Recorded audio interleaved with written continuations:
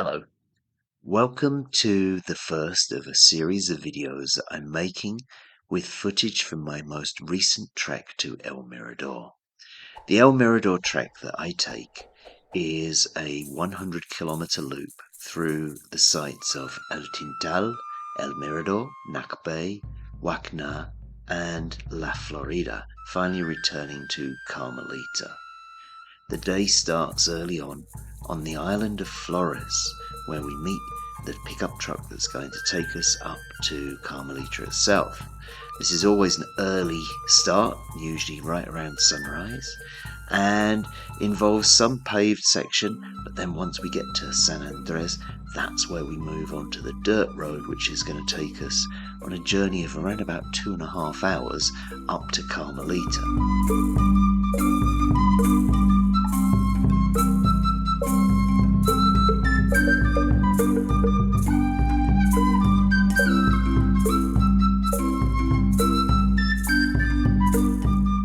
As our luggage and equipment is loaded onto the mules, we meet the rest of the group over a hearty breakfast in Carmelita before we set off.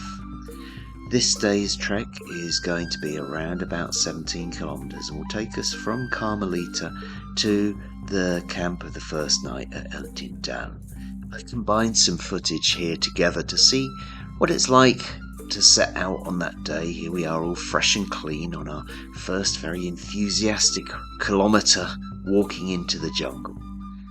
And I tend to go at this time of year through March or April time, as it is the dry time of year, which leads to some relatively easy trails compared to the mud that we might face. However, what we did find this year is that the rains were still present through into March, and the trails that we were walking on, particularly close to Carmelita, were, well, maybe a little bit muddy than we expected.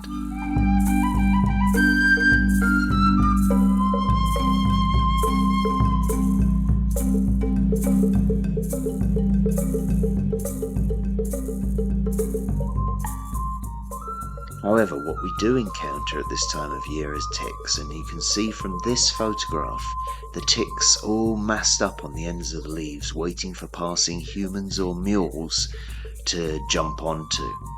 What made a big difference this year was finding a line of insect-proof clothing from a company called Crag Hoppers, and this actually made my trek very, very different because I wasn't suffering from bites. In fact, throughout the whole duration of the journey, I actually only got one bite, and I put it down to these clothes. Our first lunch stop was at an old Chiclero camp called El Guacute, and as you can see, as we're close to Carmelita, this is quite a well-developed camp. It's certainly a bit different to the ones that we'll be stopping in later on. It was at El Guacute where we encountered our first group of spider monkeys. This was a family of probably around about 10 to 12 monkeys high in the trees above us. Unlike monkeys in other countries, these monkeys don't come down and try and take your food or anything like that. But it was always a joy to see the spider monkeys, and in particular this group that had a baby monkey with them.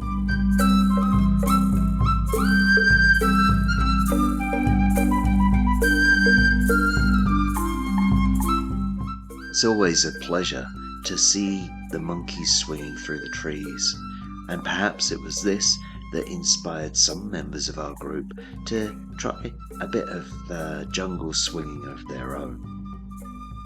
We come to a fork in the trail which clearly shows the loop. Now we're going to Tintal and we'll be coming back from La Florida, so this is our entrance into the loop.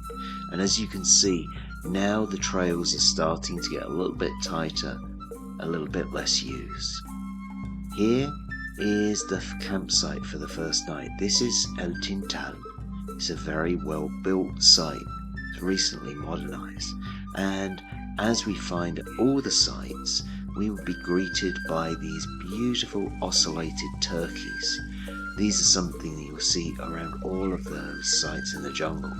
what we didn't usually see is snakes, and here this snake is called a ranero. We actually found it eating a frog close to our campsite.